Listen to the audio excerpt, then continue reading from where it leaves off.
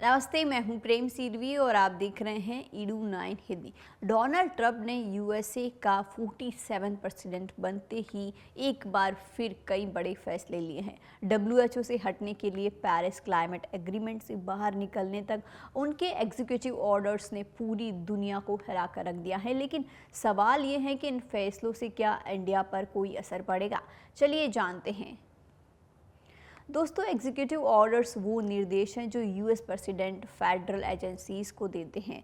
ये लीगली जो है बाइंडिंग होते हैं और कांग्रेस की अप्रूवल के बिना लागू किए जा सकते हैं। हालांकि इन्हें जो है कोर्ट्स में चैलेंजेस किया जा सकता है। यही वजह है कि ये राष्ट्रपति के लिए सबसे बड़ा पॉलिसी टूल बन जाते हैं। डब्ल्यूएचओ से बाहर निकलना क्यों ज़रूरी था ट्रंप के लिए, आइए जानते हैं।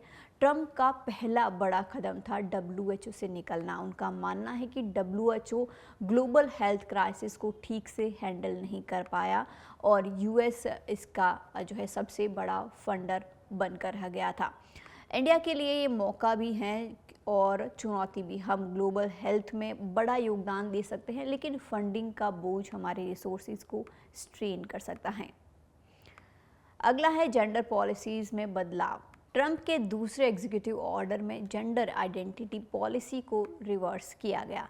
अब सिर्फ 2 जेंडर मेल और फीमेल ऑफिशियल डॉक्यूमेंट में मान्यता पाएंगे, जहां ये जो है एलजीबीटीक्यू और प्लस कम्युनिटीज़ के लिए एक बड़ा झटका है। वहीं इंडिया भी इस पर नज़र बनाए हुए हैं। क्या ये बदलाव ग्लोबल एलजीबीटीक्यू पर राइट्स को इम्पैक्ट करेंगे। थर्ड है पेरिस क्लाइमेट एग्रीमेंट से हटना।